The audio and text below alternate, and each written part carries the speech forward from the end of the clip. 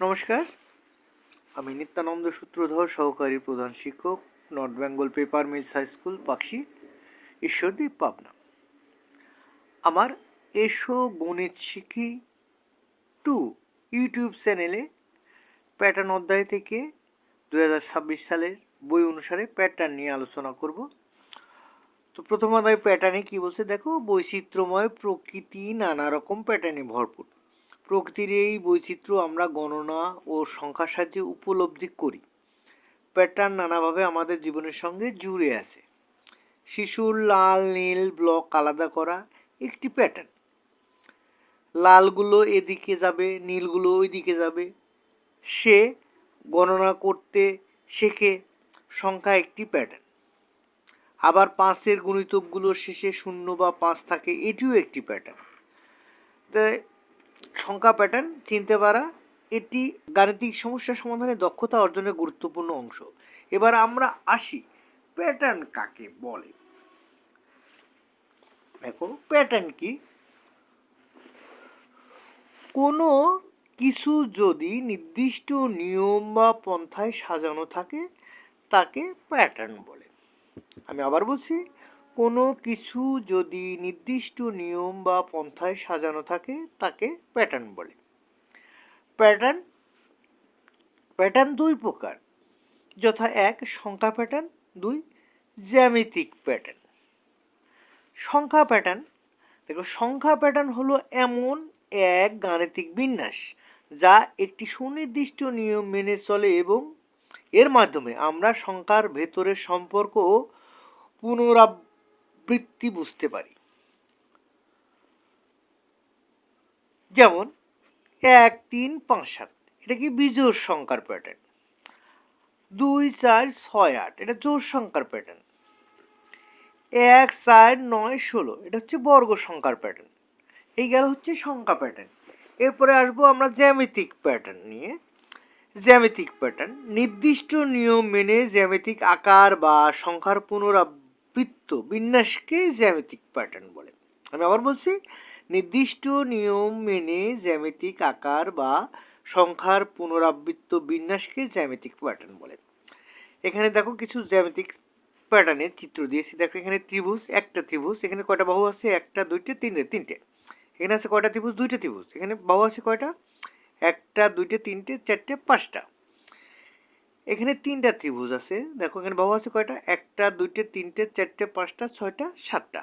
প্রতিবার কয়টা করে বাড়তেছে? প্রথমবার 3টা ছিল, পরের বার 5টা, তারপরের বার 7টা, 2টা করে বাড়ছে। এরপরে আমরা পরের চিত্রে দেখো চতুর্ভুজ আছে। প্রথমবার এখানে কত? 4টা বাহু। এখানে কয়টা চতুর্ভুজ? 2টা চতুর্ভুজ। এখানে তাহলে 4টা, 1 2 3, 4 আর 3 7টা। এখানে কয়টা চতুর্ভুজ আছে? 1 2 3, 3টা চতুর্ভুজ আছে। তাহলে 4 আর 1 2 3 7 আর 1 2 3 7 3 10টা। এটা গেল হচ্ছে জ্যামিতিক প্যাটার্ন। এরপরে আমরা আসব মৌলিক সংখ্যা। মৌলিক সংখ্যা কাকে বলে দেখি। যে সংখ্যাকে 1 এবং ওই সংখ্যা ছাড়া অন্য কোনো সংখ্যা দ্বারা ভাগ করা যায় না তাকে মৌলিক সংখ্যা বলে। যে সংখ্যাকে 1 এবং ওই সংখ্যা ছাড়া অন্য কোনো সংখ্যা দ্বারা ভাগ করা যায় না তাকে মৌলিক সংখ্যা বলে। যেমন 2 3 5 7 ইত্যাদি। এখন 2কে দেখো, 2কে 1 দ্বারা ভাগ করা যায়, 2 ভাগ 1 2। আর 2কে 2 দ্বারা ভাগ করা যায়, 2 অক্ষে 2। এই 2কে 1 এবং 2 ছাড়া অন্য কোনো সংখ্যা দ্বারা ভাগ করা যাচ্ছে না, সুতরাং 2 মৌলিক সংখ্যা। আবার 3 যদি দেখি, 3 ভাগ 1 3, 3 ভাগ 3 1। এটাও 3 আর 1 ছাড়া অন্য কোনো সংখ্যা দ্বারা ভাগ করা যাচ্ছে না, তাহলে এই 3টাও কি মৌলিক সংখ্যা। আবার 5কে যদি দেখি, 5কে 1 দ্বারা ভাগ করলে কত হয়? 5। আবার 5কে 5 দ্বারা ভাগ করলে কত আসে? 1। 5কেও 5 আর 1 ছাড়া অন্য কোনো সংখ্যা দ্বারা ভাগ করা যাচ্ছে না, তাহলে সংখ্যা অনুসারে 2 3 5 এগুলা মৌলিক সংখ্যা। এরপরে আসছি যৌগিক সংখ্যা। যে সংখ্যাকে 1 এবং ওই সংখ্যা ছাড়াও অন্য সংখ্যা দ্বারা ভাগ করা যায় তাকে যৌগিক সংখ্যা বলে। আবার বলি, যে সংখ্যাকে 1 এবং ওই সংখ্যা ছাড়াও অন্য সংখ্যা দ্বারা ভাগ করা যায় তাকে যৌগিক সংখ্যা বলে। যেমন 4 6 8 9 ইত্যাদি। এবং 4কে দেখি কী কী দ্বারা ভাগ করা যায়। 4কে দেখি কী কী দ্বারা ভাগ করা যায়। 4কে 1 দিয়ে ভাগ করলাম, 4 হলো। 4কে 2 দিয়ে ভাগ করা যায়, 2 দিয়ে ভাগ করলে কত হলো? 2। আবার 4কে 4 দ্বারা ভাগ করা যায়, কত হলো? 1। দেখো, 1 এবং 4, 4কে 1 এবং 4 ছাড়া আরও একটা সংখ্যা দ্বারা ভাগ করা যাচ্ছে, তাহলে 4 যৌগিক সংখ্যা।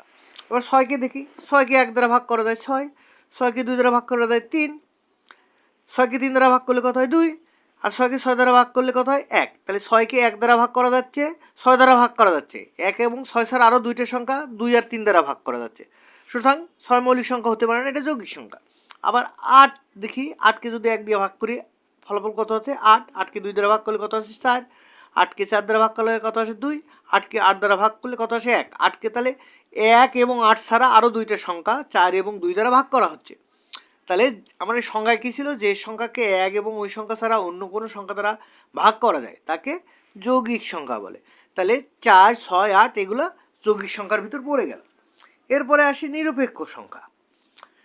যে সংখ্যা মৌলিকও নয় আবার যৌগিকও নয় তাকে নিরপেক্ষ সংখ্যা বলে। যেমন 1, 1কে শুধু 1 দ্বারাই ভাগ করা যায়, অন্য কোনো সংখ্যা দ্বারা ভাগ করা যায় না।